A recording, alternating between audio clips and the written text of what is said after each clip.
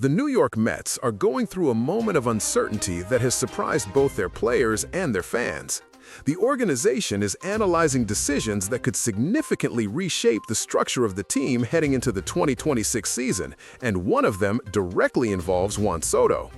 Although the star outfielder is seen as a central piece of the club's long-term project, tension in the clubhouse is rising due to internal moves being evaluated in the front office, especially regarding the future of Pete Alonso.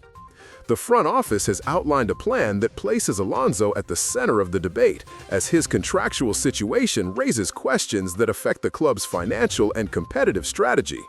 The possibility of offering him a new deal alters the internal priority scale and forces the team to carefully decide how to allocate resources for the near future. This scenario creates a domino effect that inevitably reaches Soto, whose value and role in the lineup could be reconfigured depending on the outcome. The Mets, aware that their competitive window requires offensive stability, are evaluating how to balance the contributions of both stars.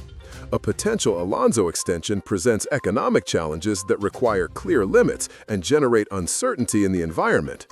As planning advances, the pressure grows and every detail carries significant weight, especially because Soto's presence demands a solid project capable of supporting his aspirations to compete at the highest level.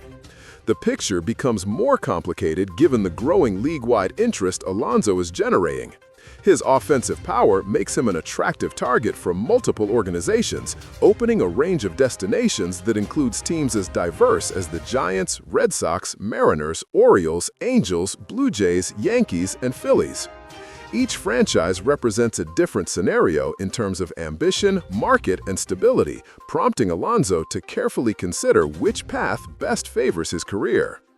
In this context, the Mets' decision becomes a thermometer for the franchise's direction. If they prioritize re-signing Alonso, they will need to shape their structure around him and Soto, which would require long-term commitments and an aggressive financial strategy. If they choose to let him walk, the message to the fan base and to Soto himself could be interpreted as a deep shift in the club's competitive vision. Whatever the outcome, it is clear that the move will shape the team's narrative in 2026 and define how committed the organization is to sustaining the level of competitiveness demanded by a talent like Juan.